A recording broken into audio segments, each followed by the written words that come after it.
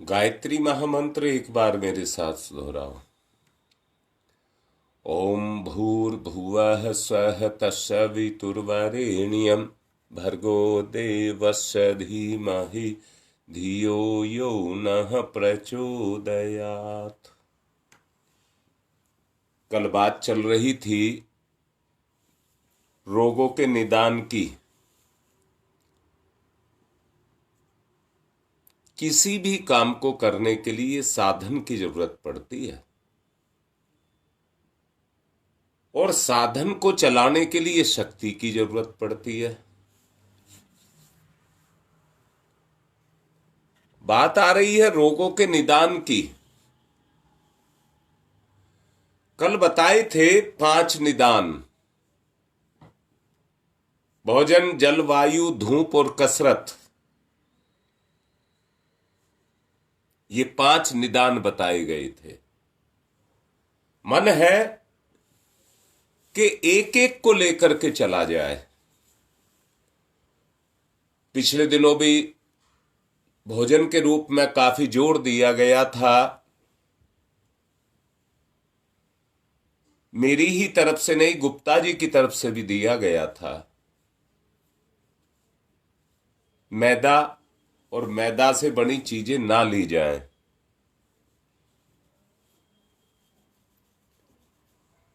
चीनी ना ली जाए।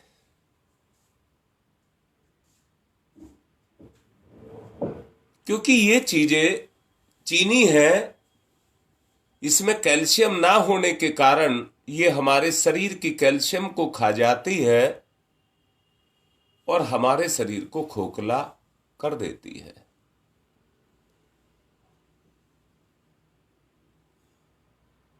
दूसरा, मिठास के रूप में ग्लूकोज हमें देती है, जो शरीर में जाकर के टूटता है, एनर्जी को देता है। उतनी एक्सरसाइज ना होने के कारण, उतनी मेहनत ना होने के कारण आदमी उसको पचा नहीं पाता और ना पचा पाने के कारण जो बढ़ा हुआ शर्करा है वो हमारे शरीर में दौड़ने लगता है और हमारी पैनक्रियाज इंसुलिन को बनाना बंद कर देती है, जिसके कारण डायबिटीज हो जाती है। अब यहां मैं एक बात कहना चाहूंगा, शुरुआत यहां से करना चाहूंगा कि भोजन भोजन नहीं है, जीवन देने वाला है। भोजन हमें जीवन देने वाला है, परंतु जब उसका, मैं ये कहूंगा, चाकू से काट करके सब्जी, फल, इनको हम खाते हैं, हमारे पेट भरने के काम आता है। परंतु वही चाकू अगर पेट में घुस जाए तो सारी जिंदगी का कराधरा वो सब खत्म हो जाता है।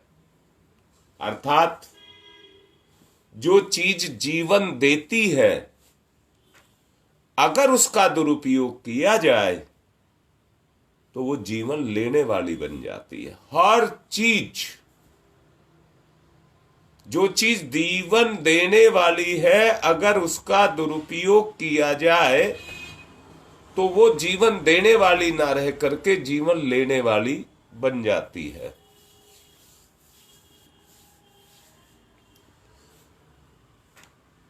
तीव्र रोगों में अधिकतर लोगों के प्राण भोजन ग्रहण करने से ही जाते हैं, वो ही उसका कारण बनता है।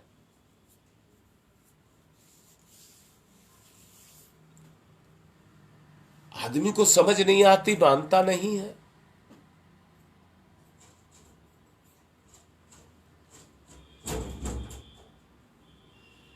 अब देखिए ना, आदमी ने अपनी हालत कैसी बना करके रखी हुई है, समझ ही नहीं आ रहा। मैंने कहा भोजन जीवन देने वाला है,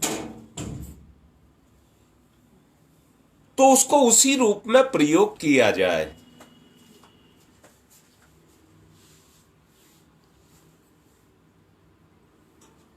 जो प्राय सभी लोग रोग जितने भी हैं अपने आप शांत हो जाएं,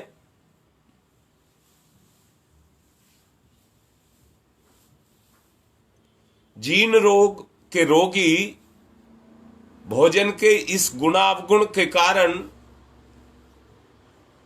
इस बात को सदा ध्यान रखना चाहिए। आजकल मैं देख रहा हूं जहां भी जाओ आदमी यही कह रहा है कि भूख ही नहीं लगती, खाने की इच्छा ही नहीं होती, खाते हैं तो बीमार पड़ते हैं। आप सोच करके देखो ये सब होता जा रहा है तो क्या होता जा रहा है।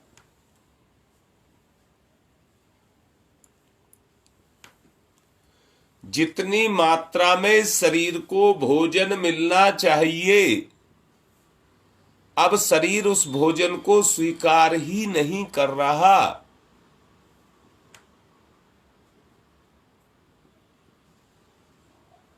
जानते हैं अच्छे स्वास्थ्य की निशानी यह है कि समय पर भूख आए, समय पर नींद आए, समय पर मल विसर्जन हो।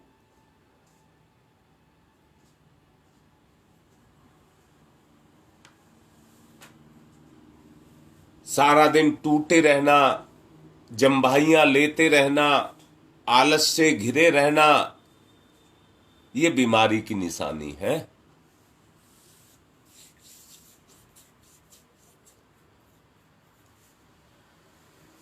ये बीमारी की निशानियां हैं।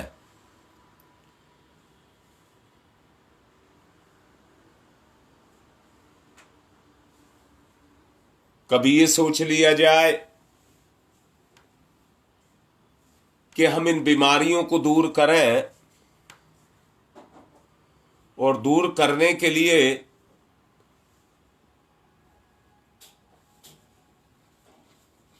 आदमी उस तरह की चीजों को ले भोजन के अंदर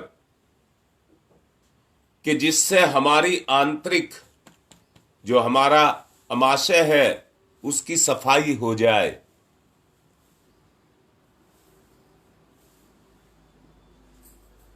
अगर आमाशय की सफाई हो जाए तो खाया हुआ भोजन अमृत हो जाएगा।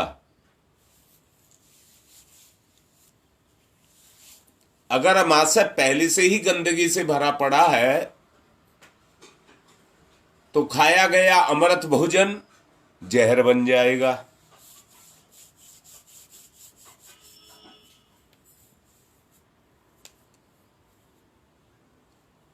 एक मात्रा में लिया गया अमृत अमृत रहता है और मात्रा से अधिक लिया गया अमृत भी विष बन जाता है।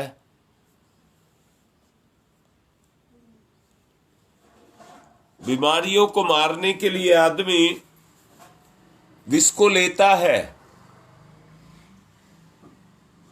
परंतु वही विष केवल बीमारी को मारता है, आपको नहीं। भोजन को दो मोटे भाग में बांटा जा सकता है, एक कपकारक, दूसरा कप निवारक। जो कपकारक भोजन है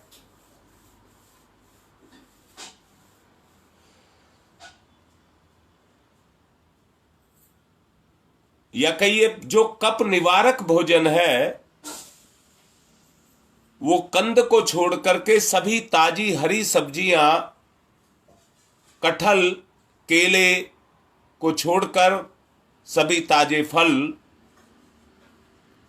इनके अलावा सभी खाद्य पदार्थ जैसे दाल, भात, रोटी,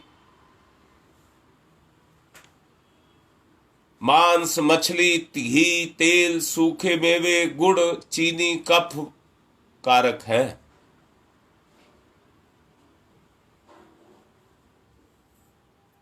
इसमें संदेह मत करना। कफ निवारक जो भोजन है वही बीमारी को दूर करने के साधन बनते हैं, उन्हीं से बीमारियां दूर होती हैं, कफ निवारक से।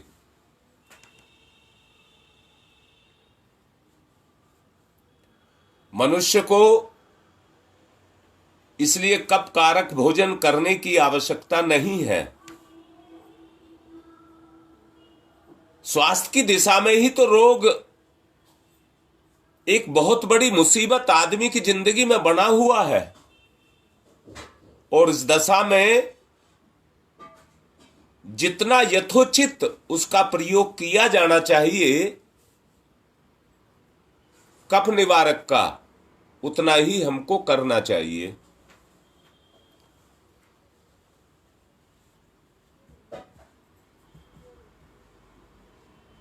रोग निवारक के लिए सोच समझ करके, जानबूझ करके ऐसे भोजन को लें जिसमें कफ प्रकृति ना बढ़े, ऐसे भोजन को लिया जाए। यदि रोगी के भोजन में कफ कारक खाद्य पदार्थ एक साथ निकाल दिए जाएं तो सफाई का काम तेजी से चलने लग जाएगा, और उसके काम के तेजी से चलने के कारण उपद्रव इतने तीव्र और अधिक होंगे कि रोगी उन्हें संभाल नहीं सकेगा। इसलिए सफाई का काम धीरे धीरे किया जाए। उसके लिए कफ कारक भोजन की मात्रा क्रम से कम करनी चाहिए।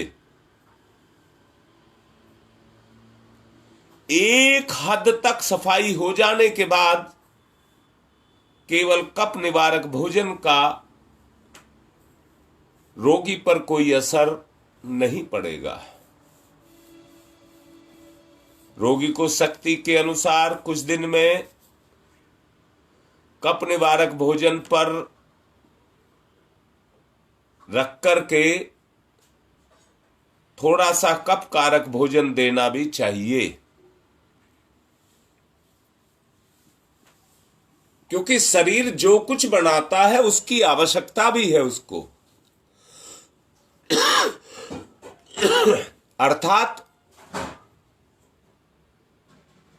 कफ भी व्यक्ति के शरीर को निरोगी रखने में सहायक होता है, पर एक मात्रा तक।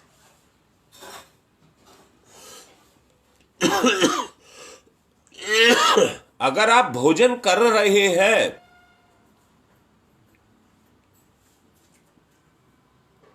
तो उसके अंदर जो शरीर के लिए उपयोगी तत्व नहीं है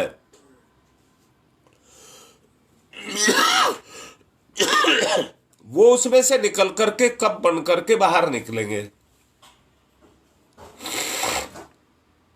गेहूं की सादी रोटी और कच्चे दूध का व्यवहार कफ कारक के लिए बहुत उपयुक्त है।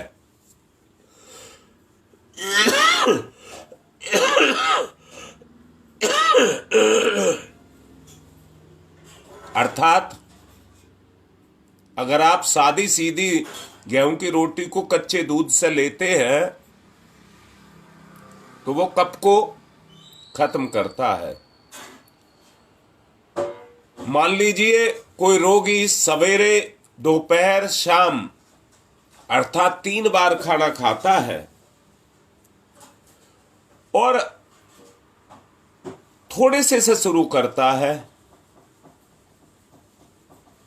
पहले रोगी जलपान केवल फलों का किया जाए और शाम के समय भोजन में फलों की, और उसके बाद दोपहर में कच्ची सब्जियों की सलाद की अधिकता रखी जाए।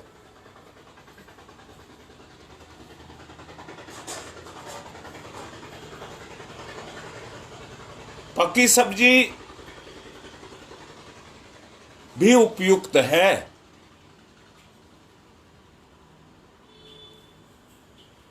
जो दोपहर के भोजन में प्रयुक्त हो। कफ निवारक खाद्य पदार्थों का अगर इस तरह से प्रयोग किया जाए, यानी कि सुबेरे ऐसे फल लिए जाएं जैसे संतरा है, जो पेय पदार्थों के रूप में हो, तो बहुत उपयुक्त होगा।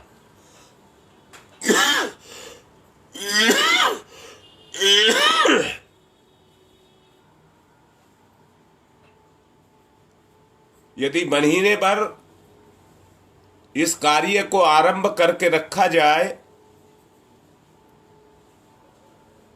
तो उस हिसाब से आपकी आंतरिक पेट की सफाई हो जाएगी और फिर बाद में इस क्रम को सप्ताह में 3-4 दिन जितना भी हो आपसे संभव हो उतना चलाना चाहिए। परंतु पहले शुद्धि के लिए कफ निवारक अपने शरीर को बना लिया जाए।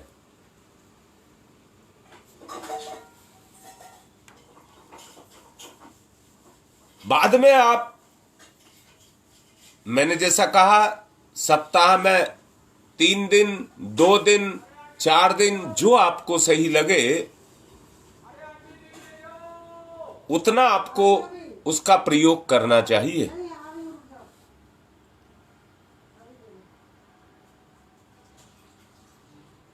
फिर 1 सप्ताह में केवल दोपहर को कफकारक भोजन के रूप में रोटी जोड़ी जाए। महीने के जितने भी शेष दिन हो, उन शेष दिनों में शाम को भी कफकारक भोजन का थोड़ा सा भाग दूध के रूप में लिया जाए। इस तरह महीने के शेष दिनों में सवेरे फल, दोपहर को कच्ची और पकी हुई सब्जी, रोटी और शाम को फल और दूध लिया जाए।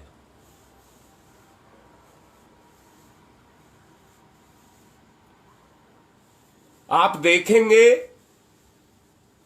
कि प्राकृतिक तरीके से आपका शोधन की प्रक्रिया आरंभ हो जाएगी। कफ विहीन भोजन का समय बढ़ाते चले जाना चाहिए और रोग मुक्त होने पर महीने के शेष दिनों में जो अभी आपको बताया गया है, संतुलित भोजन ग्रहण करने की अपनी आदत को डालना चाहिए। फिर आपके स्वास्थ्य के लिए आपका भोजन उत्तरदायी हो जाएगा।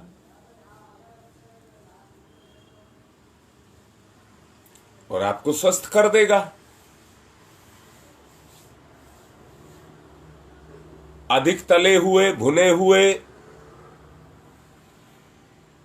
भोजन नहीं लेने चाहिए। दूसरा जो आपको शुद्ध करने वाला है वो है जल। जल, भोजन के बाद नंबर आता है जल का।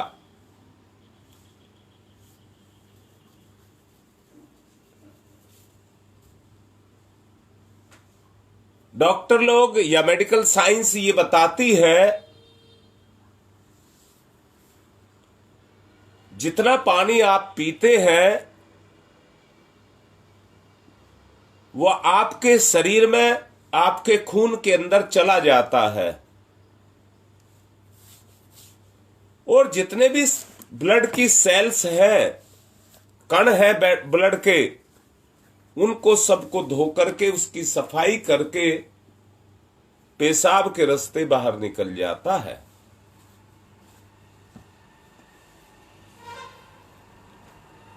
ये रोग को दूर करने का एक तरीका है। हर व्यक्ति को उचित मात्रा में जल जरूर पीना चाहिए।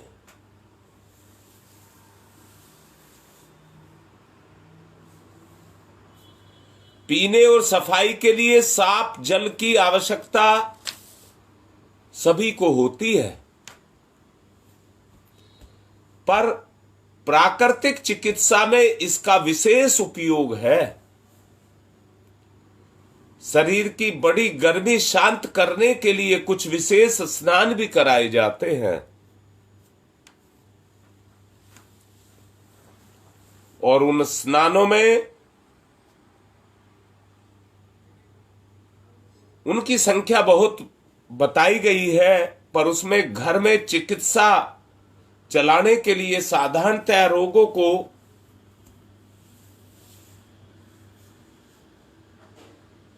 बाहर निकालने के लिए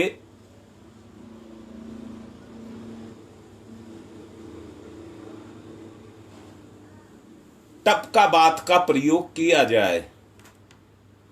टप बना लिया जाए और उसमें लगभग छाती तक डूब करके बैठ जाए।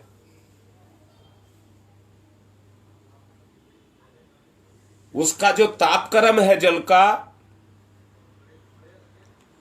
वो 40 डिग्री सेंटीग्रेड तक रखा जाए।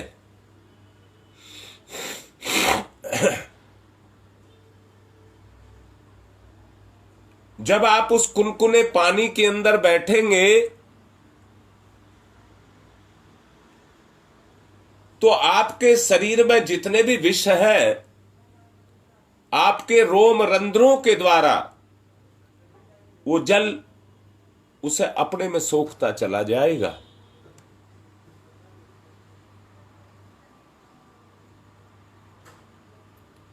इसको पेडु स्नान बोलते हैं।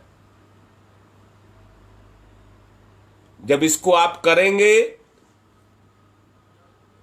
तो शरीर में बढ़ी हुई गर्मी और पेडू में लगातार बढ़ता हुआ रोग का उपद्रव शांत होता जाएगा। इसको मेहन स्नान भी बोलते हैं। मेहन नाहन स्नायुओं को ताकत पहुंचाता है और गर्मी को शांत करता है। गर्मी को शांत करके वो ताकत पहुंचाने का काम करता है। इसलिए कुछ दिन सवेरे शाम पेडु स्नान अगर कर लिया जाए तो उससे आपके शरीर के बहुत से विष उस स्नान के द्वारा बाहर निकलते हुए चले जाएंगे। कई लोग ये समझकर यदि मैं नाहन अधिक देर के लिए करूंगा तो लाभ अधिक होगा,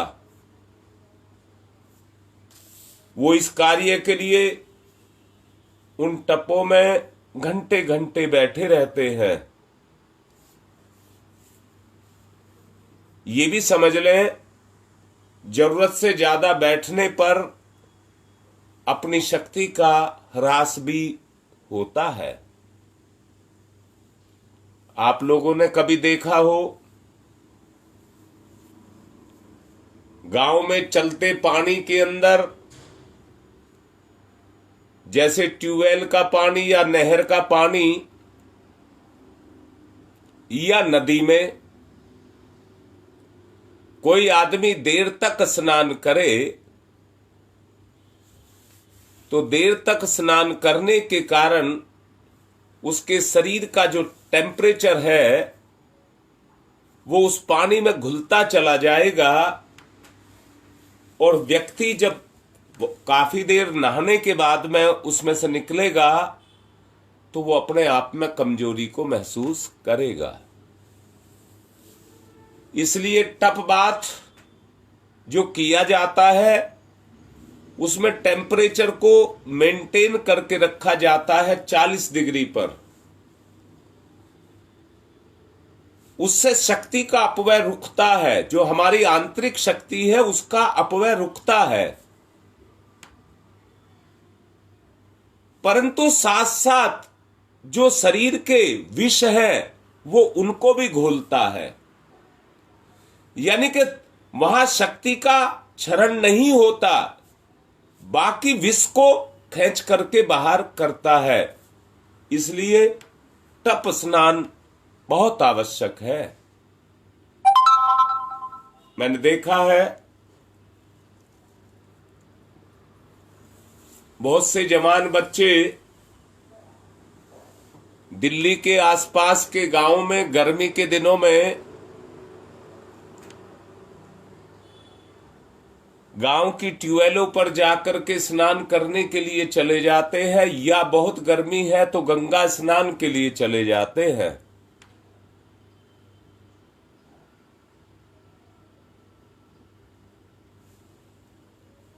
बहुत अच्छी बात है, परंतु अधिक देर तक किया गया स्नान अपनी शक्ति को कमजोर करता है।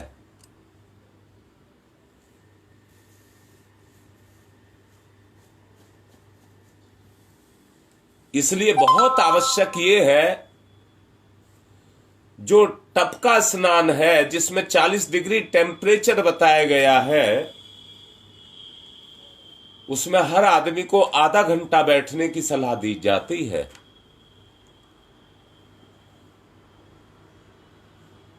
आधा घंटा तक बैठने से शरीर की शक्ति का अपव्यय तो नहीं होगा,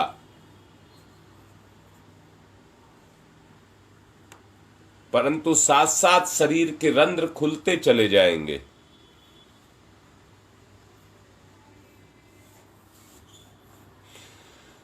यदि नहानों की आवश्यकता अधिक प्रतीत हो तो इसको एक बार के बजाय 2 बार किया जा सकता है।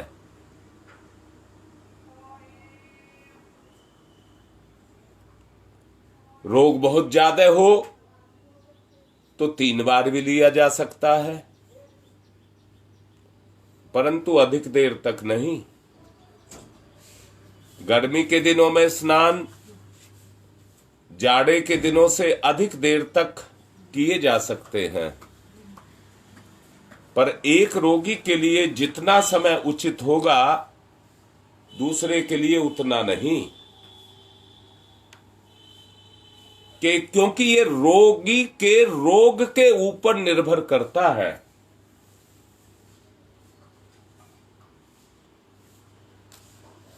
समय का निर्धारण भी रोग और रोगी के बल और अबल के कारण उसकी जो फिजिकल स्थिति है उसको देख करके उसका निर्धारण करना चाहिए।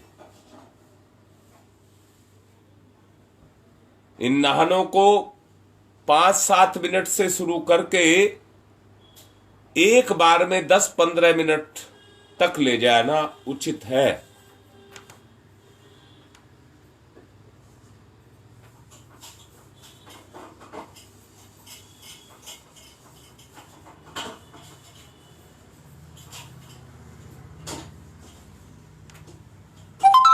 जितने मेहन स्नान हैं उन स्नानों में पसीना लाने पर बहुत जोर दिया जाता है। यदि वो आग के पास बैठने की राय तक भी देते हैं, गर्मी में रह करके शरीर से पसीना निकाला जाए उसकी भी सलाह देते हैं। कड़ी मेहनत और कसरत करके पसीने लाने की भी सलाह देते हैं।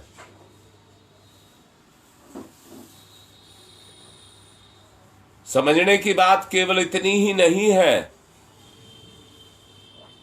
वो जाननी भी आवश्यक है। अर्थात नहा लेने के पूर्व की हालत को हमें अच्छी तरह से जानकारी उसकी लेनी चाहिए।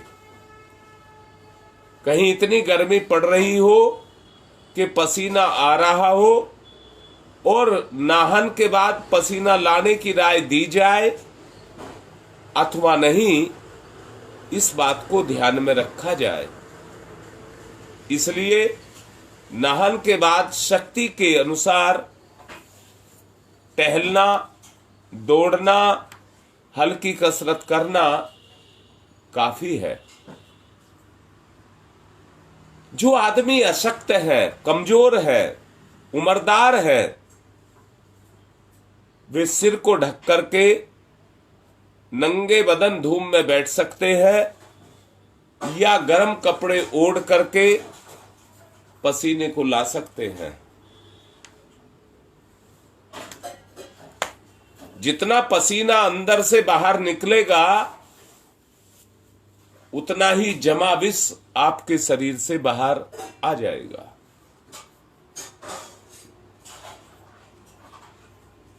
इन दिनों केवल कप विहीन भोजन ही ग्रहण करना चाहिए। नाहन बंद करने के लिए सफाई का दोहरा काम एक साथ चलना चाहिए। दरअसल में जितने भी इस तरह के व्यक्ति हैं,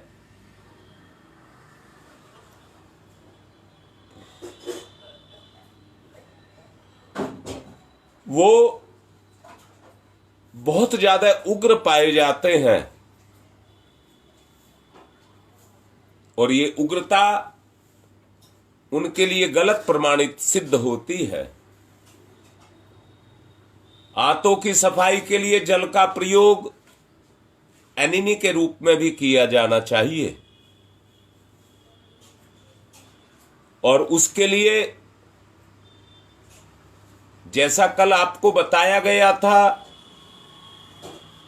अम्लतास की फली का अर्क बना करके देने की बात, क्योंकि आज के समय में एनीमा लगाना हर आदमी के बस की बात नहीं है। मैं देख रहा हूं, अभी रात में कोनिया में बात कर रहा था,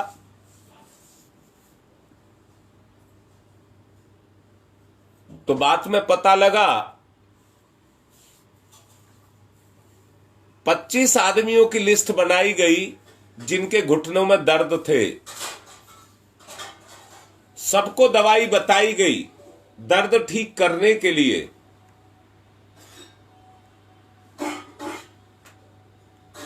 परंतु बाबा राम तिवारी ने वहां से मुझे बताया 25 में से केवल एक महिला ने जो दवाई बताई गई उसको लगाया, 24 ने नहीं लगाया।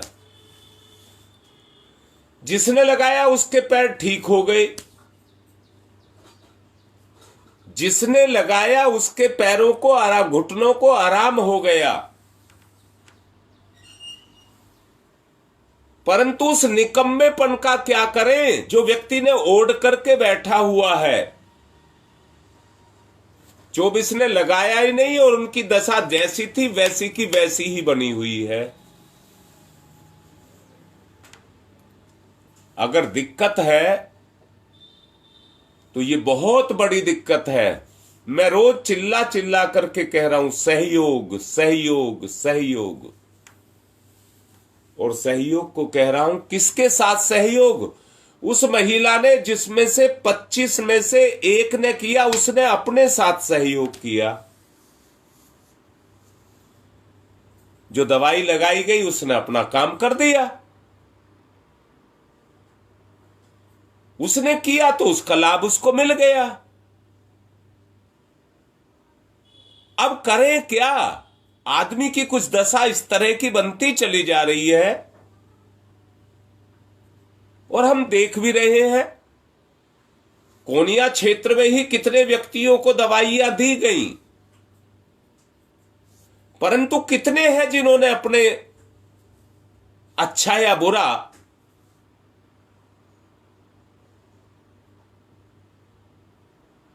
उन्होंने बताया हो कि हमें ये लाभ हुआ है नहीं हुआ है, इसके बारे में नहीं बताते।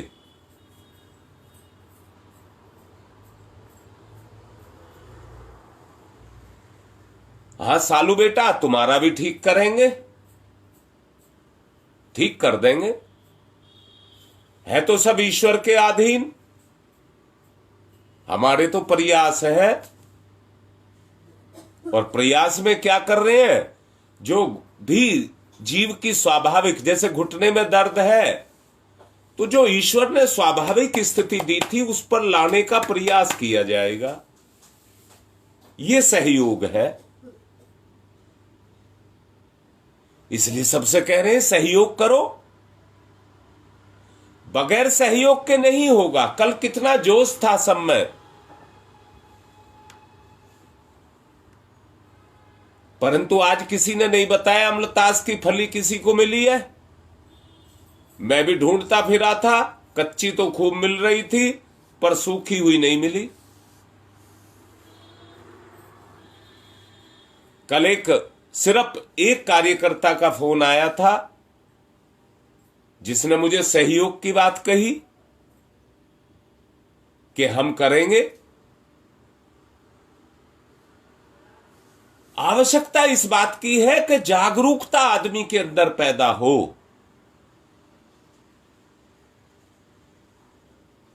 साधन तो अपना काम करेंगे, परंतु साधन से काम लेने वाला भी तो चाहिए। और काम इतने से ही नहीं चलेगा। पहले आदमी स्वस्थ नहीं होगा तो वो समाज के लिए कैसे करेगा। आदमी को पहले अपने स्वास्थ्य को ठीक करना चाहिए। पहला सहयोग अपने साथ। अपने आप को सब अच्छा बनाओ। एनीमे की बात मैं भी कर रहा था। जो अम्लतास की फली है उसका विरेचन का गुण है, और उस विरेचन के गुण के लिए हम अम्लतास फली नहीं तैयार दे रहे हैं, उसका चूर्ण नहीं दे रहे हैं, परंतु उसका भी अर्क बना करके देंगे जिससे वो बहुत ज्यादा कारगर सिद्ध हो, उसकी क्षमताएं बढ़ जाएं। ऐसा बना करके आपको देंगे। फिर आपको एनीमे की जरूरत नहीं है। पेट की सफाई का काम, विरेचन का काम शुरू हो गया। आंतरिक गंदगियां बाहर निकलेंगी। अमृत जैसे जो भोजन खा रहे हैं वो विष नहीं बनेंगे फिर। इसलिए पहले उस सदांध को बाहर निकालने की आवश्यकता है।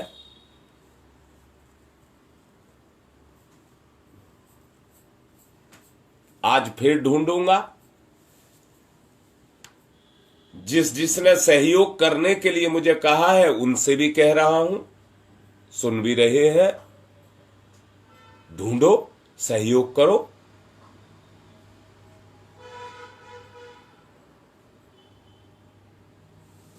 जो तैयार किया जाएगा वो आपको ही मिलेगा।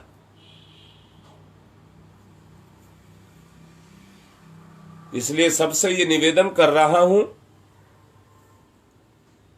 कि सहयोग करिए। जब तक सफाई नहीं होगी तब तक कोई चीज अमृत होकर भी अमृत का काम नहीं कर पाएगी। समय हो चुका है, प्रवचन को विराम दे रहा हूं और सहयोग की बात को फिर से कह रहा हूं। सहयोग करिए। काम सब तैयार है। आज की बात संपन्न। ओम शांति ही शांति ही शांति ही।